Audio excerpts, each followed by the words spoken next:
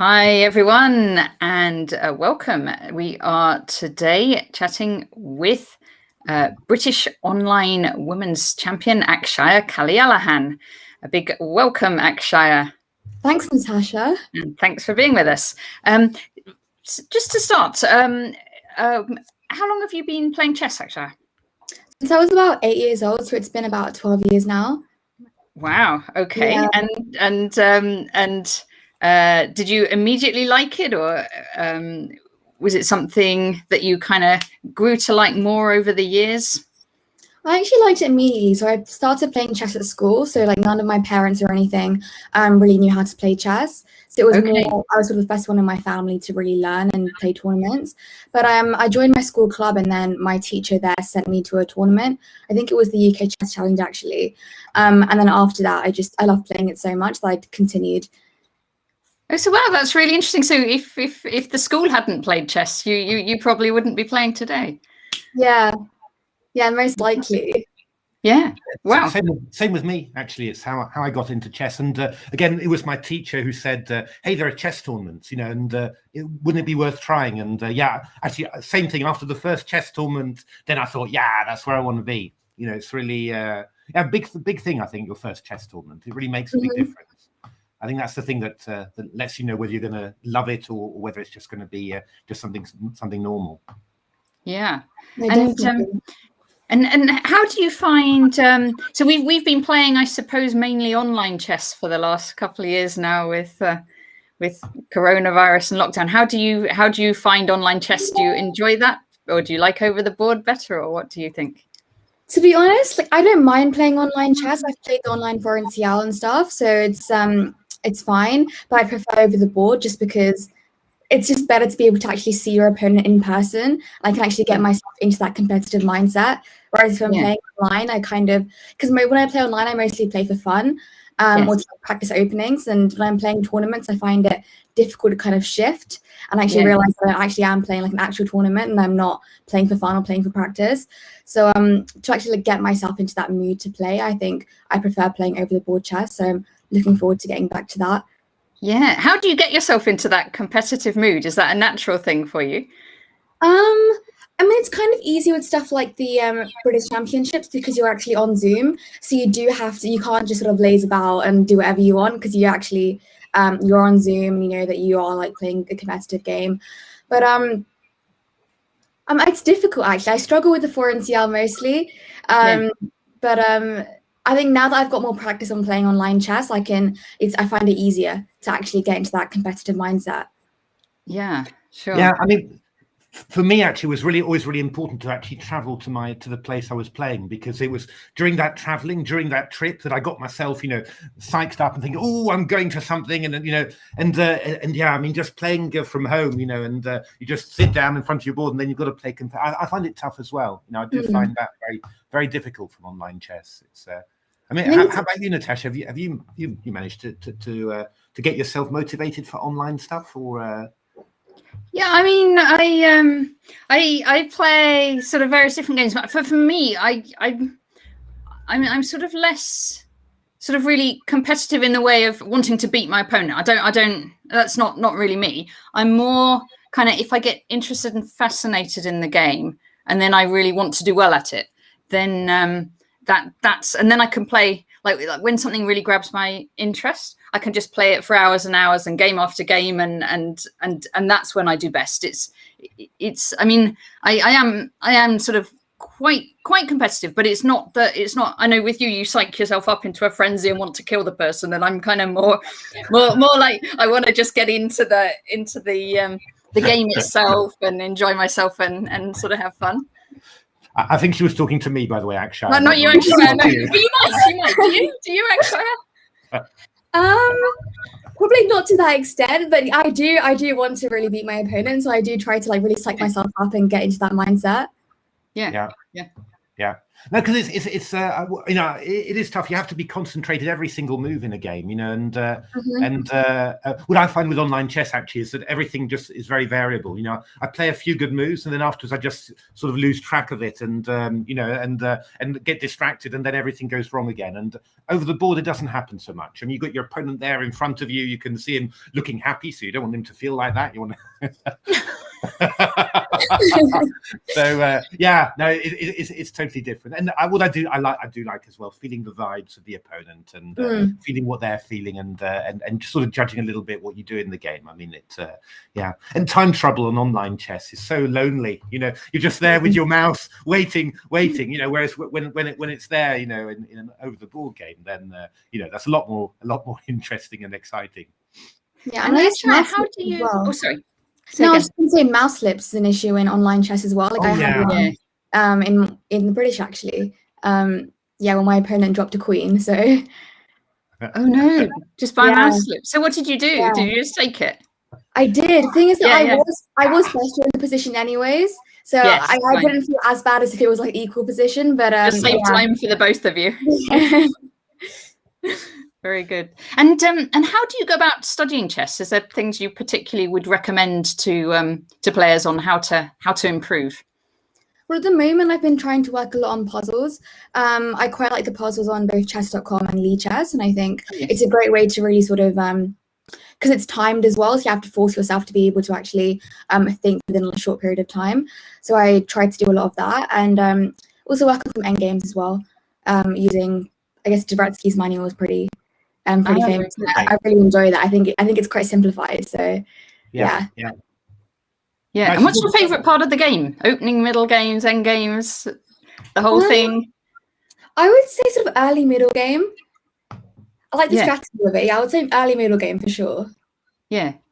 Okay. And what do you do outside of chess? I know you were studying. Are you still studying for a degree, or what's your? I am. So I'm going to be going into my final year in about a month, and I'm doing a law degree at the moment. So most of my time is just sort of studying at the moment. I'm actually writing a dissertation as well. So that's. So I imagine with law, there's quite a lot of things you have to remember. Yes, there is a lot of sort of like statutes and stuff that I have to remember, but it's different now this year because my exams are online, so it's less actually about memory now and just more about having the best revision notes and being able to write the essays. So I think it's a completely different sort of ball game and how you actually approach the exams now. Yeah. How has the last year been? Have you managed to do anything in person sort of study wise, or has that all been online? Oh, it's been so weird, actually. I've had nothing online, nothing in person. Everything I've had has been online. All the colleges have been closed. So because I was living in a student house at uni, so it was fine. I was still able to actually... Is it Oxford you're at? Yeah. Oxford University, Congratulations, Thanks.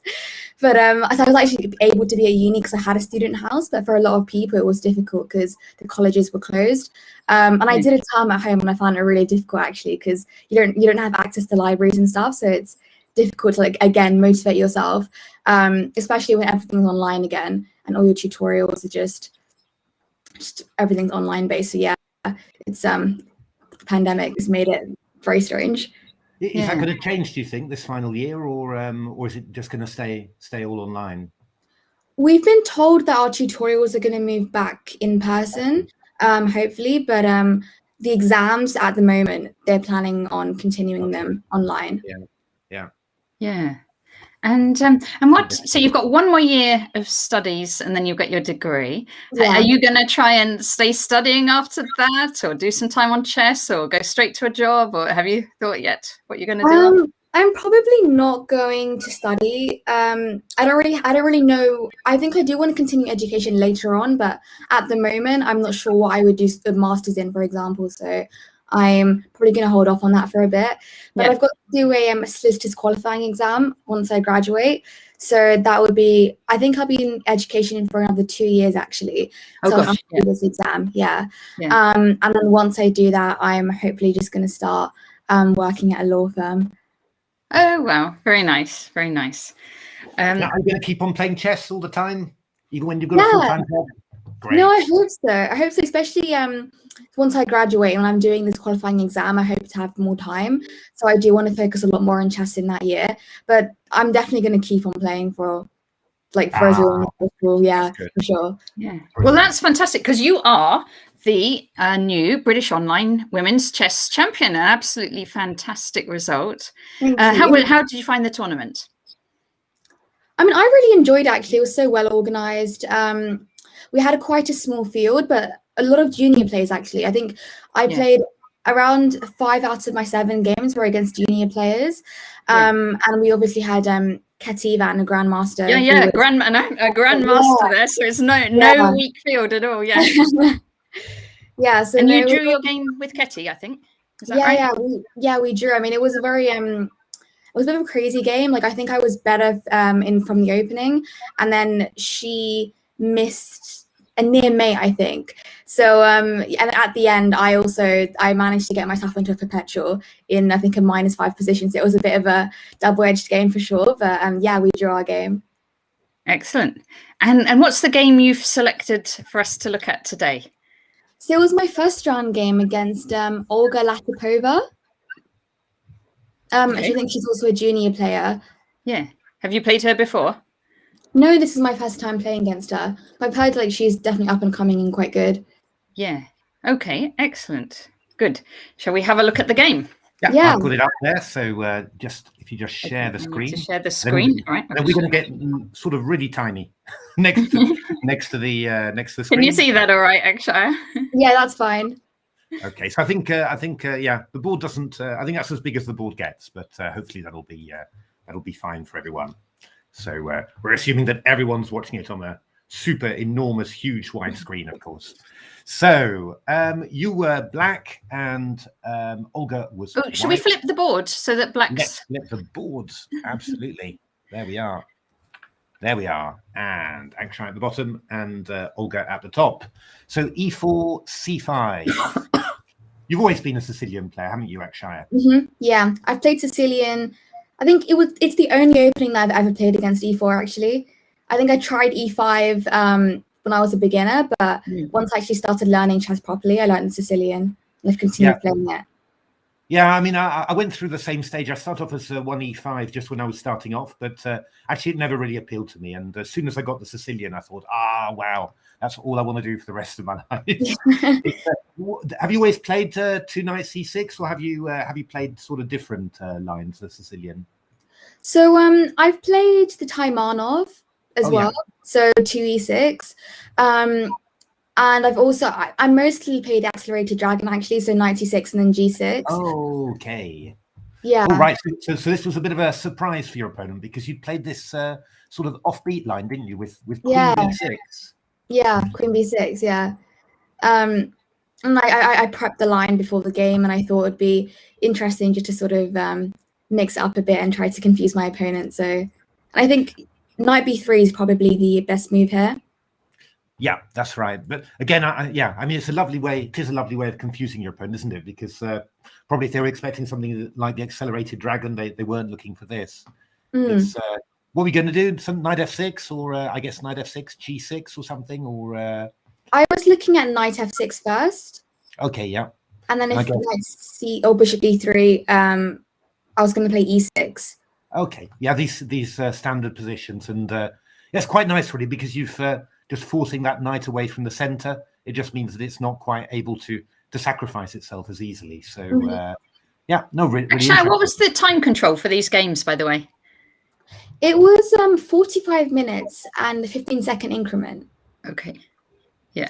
So reasonably fast, but also enough time to think. Yes. Yeah, it wasn't so bad, but the 15-second increment did get quite tricky when I actually got into time trouble, because you forget that's actually not a lot of time. Yes. Yeah.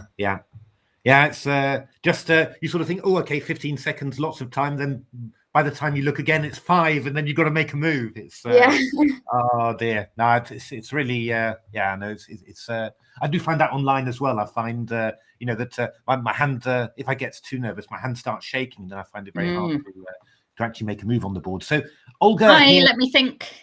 That's Chris Finn. Oh, hi, Chris. So Olga took on c6. Yes, and I took back with my b pawn. Yeah, I like that move. Just I always like having those all those extra pawns in the center. So bishop d3, knight f6, castles, and e5. Mm-hmm.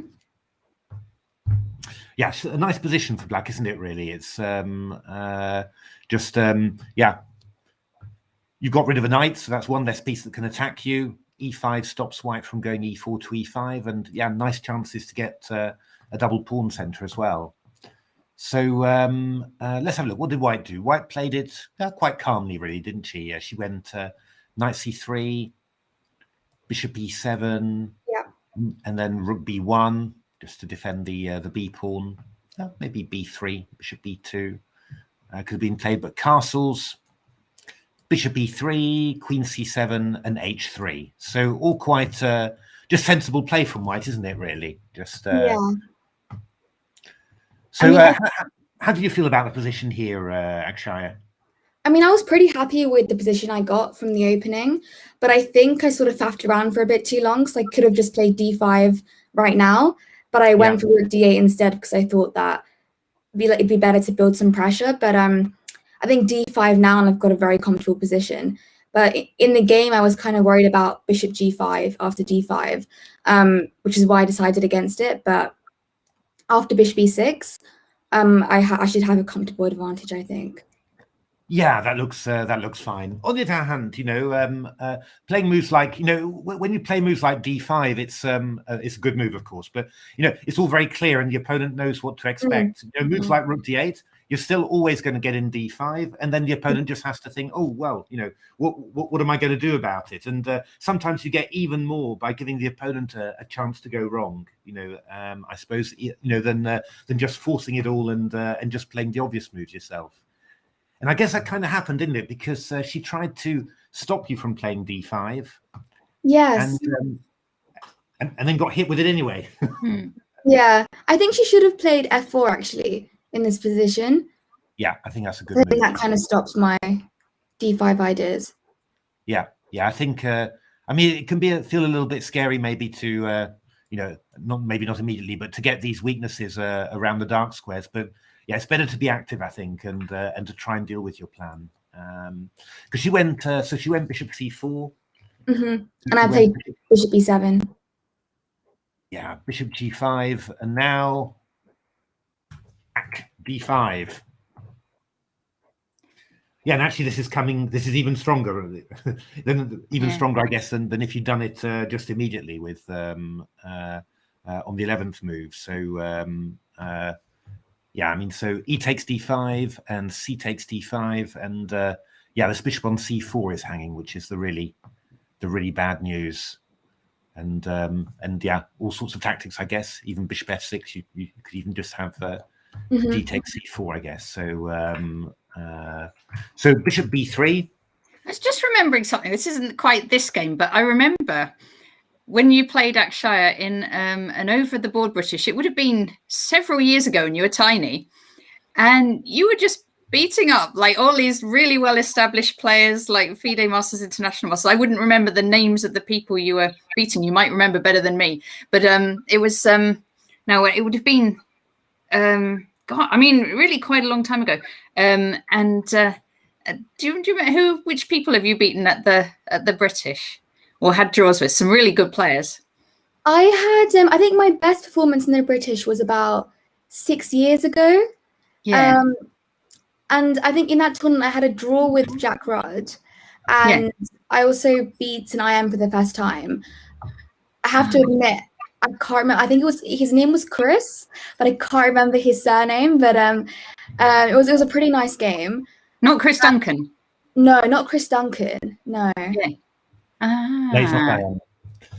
Yeah, Chris Beaumont. No. I guess the Chris. Yeah, fantastic. Because I think my son was playing in like some junior tournament at the time, and so we were playing in the mornings, and then I was coming to watch your games in the afternoons, and I was just every single game, and they were not like just really quick games. It was like positionally outplaying them and all this kind of stuff. It was really, really nice. I think I beat Charlie Story in that tournament as well. I think it was yes. probably one of my best tournaments. I think I made in. Yes. I think I made in WI on Norm in that event. Yeah. Yeah. It was at some university, wasn't it? It was at Warwick. It was at Warwick. Warwick. Yeah. That's it. Yeah. No, you were doing so well. Anyway, yes. Sorry to divert, but it just came back to me when you were talking about building up this rook d8 against the queen. So okay, so bishop b3 and then go d4, which is why we love the right? Because you get these sort of pawn centers like this. It's I mean, it's a glorious position, isn't it? Black. It's so 92, 94, and we come takes, and now white sort of felt that she had to take some sort of action, I guess. Hi, Julio. Hey, Julio. So and played f4. Yeah. So yeah, I mean, there's some counterplay for white, right? I guess there's some ideas of f takes e5, and then the bishop and the rook are aiming together against f7. Yeah. But I think it's quite easy for me to defend, I guess. I mean, I can always play rook f8, for example, but Hero played queen c5 and threatening d3. That's a nice little threat. So threatening d3 check. So queen d3. And now I played rook d7 to defend the f7 pawn. Yeah, that's a nice way of doing it. And yeah, let's have a look. Yeah, the problem is this queen is so important to stop d4 to d3, but this queen, this queen is not a great defender. But so it's true. It's kind of tying the queen down, isn't it? So like it's such a valuable piece to just be blockading a pawn. Yeah. So it's but white actually was quite clever there. Just got the king out of the way, just to just make sure that the queen might be able to move later. And now you did a nice regrouping here, Akshaya. You did play queen c6. Yeah. I was hoping to get some knight d2 ideas in, because the queen on I can take on g2 and threaten checkmate. Yeah. That's a very big threat here. So white blocked with rook f3. But yeah, there's a lot of all these big major pieces are sort of getting in the way, and of the minor pieces. So you sort of know what's going to happen there. And you played knight c5, queen d2, and then I like this next move. I thought this was very nice. Queen h6. I think I missed e4 though. I think e4 is an easier win. Okay, e4. That is actually very good. I guess rook g3 maybe. Yeah. Got to try and cover here, I suppose. But yeah, if you can get an e4, that would be pretty good, right? I mean, yeah, probably rook d8 or something like that, or even e3 maybe. Yeah. That looks pretty good. I do like queen h6 though. It's a nice, cool move, pinning this pawn on f4 and then opening up the line of the bishop. It just feels, feels really nice, you know. And in a way, you know, you can always play e4 later. They're probably not going to be able to stop you. So again, it's nice. It just gives, you know, white the opportunity rather to go wrong, you know, rather than just forcing the opponent to find the only move, you know. So rook d8. Rook bd1, came back to c6, hitting g2. I guess I could have gone d3 now potentially. Yeah, that looks very strong. And I guess maybe we go knight g3 again, I suppose. I guess even e4 potentially, but yeah, okay, yeah. I mean, I think these plans are always interesting. But I liked what you did. Just you know, keep the diagonal open, keep pressuring g2, keep causing problems, and after knight g3, d3, then white has got quite a few difficulties here. Massive d pawn, can't really be taken. So yeah, what's white going to do? So white played queen f2 here, which I think is a good move, just sidestepping and vaguely looking towards this pawn. I mean, what was the time situation like at this moment, Akshaya? Were you? Because I think Olga plays quite fast, doesn't she? She does, yeah. I think I actually only had about a minute left. And I was running very low on time, so it was definitely a bit of a time scramble for me. Yeah. So I think when we've been watching Olga's games, you always see the moves are coming in thick and fast. I think that's that's one of the joys of being that young. Somehow, it just you just play what you think, and that can often be very dangerous. So E takes F4. Hi, Ananta Krishnan. Can't take on F4 because of Queen takes G2 check. Mm-hmm. So Knight H5 was played. And that's a good move. Threatening to take back with the knight on F4, and then the knight will actually defend G2 as well. So your next moves are just meant to to stop the knight taking F4 and actually leave this knight a little bit passive there, isn't it? Because you took on B3. C takes B3 and Rook D4. Yeah. Can't take on F4 because of Rook F4. Indeed. Let me just show that variation here. Rook takes F4, Queen takes F4, and Queen, G2 with checkmate. So yeah, this is really difficult now, isn't it? And I suppose, this knight looked like it was going to be a great piece on here, but actually it's kind of trapped. If you can't take on F4, then this knight's got no moves. So this is the kind of position I guess that you do want when you're a bit short of time, really, because you've got pretty nice control, and it's hard to see how White's going to get at your position, and your king's nice and safe as well. So Queen D6 played, just defending F4. King Trying for F3, yeah. Queen E5, and that knight is gone, I think. I suppose White could play Queen H4, I suppose. I guess I could go F3 now.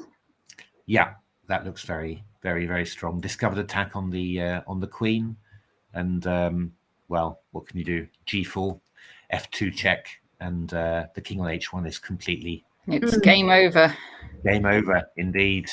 So what happened? I guess probably because you were short of time, a few more moves were played. Takes, but that's a big piece.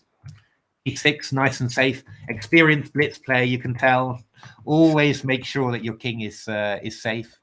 Rook E7, Bishop A8 takes Rook F2, and G2 is hanging, and here White resigned. So that must have been felt like a lovely start to the tournament like that. Just a nice clean game, and occupy the center, and then just push the opponent away. That's what happened actually for your tournament, Akshaya? Did you get off to a good winning run at the start, or did you have some draws along the way? Yeah, so I had I think I had 3 wins for the start, and then I played against Ketty, and we drew that game, and then I managed to win the remaining game. So that was my only draw. So just the one draw. Yeah. Excellent. Very good. That's really impressive. Yeah. Yeah, very good. And always liked really trying to start off with a nice run at the start. Get some a series of wins. Always gives you lots of energy for the future. But sometimes tough to when you draw a game like you drew against Ketty, to sort of get back into the winning streak. It's but I guess it almost helps when you have a crazy game. If it was always shorter draws that sort of affected me somehow in the tournament. But having a crazy game always just you feel I'm going to survive anything in this tournament. That's I mean, my game against Ketty could have gone either way, to be honest. So it was a draw in the end, but I didn't feel like it really sort of messed my momentum in any way. It's I think it's just important to be fighting all the time, and then almost whatever the result. Well, a win's less good, but a lot less good rather. But almost any result really, as long as you're fighting, it just gives you an awful lot of energy, and it's. So what's next for you chess-wise, Akshaya? I'm playing the Olympiad, actually. You certainly are. Yes, so that's this week, isn't it? It's what is it? Wednesday it starts. So it's Wednesday, Thursday, and Friday. Yeah. Wednesday, Thursday, Friday. Okay. and that's going to be strong, I guess. Yeah, it's yeah, because we were in a higher division than we started off last time, I think. So so it will be strong. I think you're on the girls board, aren't you? So yes. So it depends who they've got as to how strong it'll be. But I think normally it's very strong, isn't it? I think you remind me actually. Last year there were like sort of every round was pretty strong. Yeah, pretty much every round I played against like 2400s or like 1700s. So it was a pretty strong event. Yeah. So the question, because I think we could put you as either a woman or a girl, and both ways. There's sort of advantages and disadvantages for both ways. But I think we can't switch you between the two. So I think in the end we thought our best bet is to put you as a girl, and we've got some very strong women players as well, and other strong girl players. So we'll just see how that all goes. Good luck with that. That's I'm going to enjoy watching that. It's going to be good. Yeah, crossed. Excellent. So that's your next kind of online thing. Any over the board things on the horizon? Not really. I mean, I was thinking about playing the British Championship finals, the one that's going to be over the board in October. Yes. But it's a bit difficult because uni starts again, and it's quite difficult for me to. Yeah. I know what it's like to take even a week or two off uni. It can be quite tough. Yeah. Fine. So I guess like when because your terms are pretty short, aren't they? You've just got, isn't it just like 8-week terms? Yeah, 8-week terms. Yeah. So you should have a little bit of a break, Christmas or Easter or some kind of time. Yeah, hopefully maybe I can play some on over the board tournaments then. Yeah. Excellent. Well, you've got to watch out. You've got to watch out just filling all your holidays with chess tournaments, and then you go back exhausted to... She's young. She can do that stuff. Oh, probably. Yeah. Okay, fantastic. Thanks ever so much, Akshaya, for coming on the show today. We big congratulations on being the women's champion, and very best of luck in the upcoming Olympiad as well. And I hope that goes really well. Just it's like 9 games, isn't it? But between you and Nadia, I think is also playing on that. Yeah, I think it's 3 rounds each day, right? So again, she's 3 rounds each day. 3 rounds each day. Yeah. So yeah. So we'll have to work out team tactics and stuff. But very best of luck in that. And good luck also with your studies. And going back to studying in person will be lovely. And whatever over the board holds for you next. So thanks ever so much, Akshaya. And thanks everybody for watching. Thank you. Thanks Bye. so much. Yeah, thanks everyone for watching.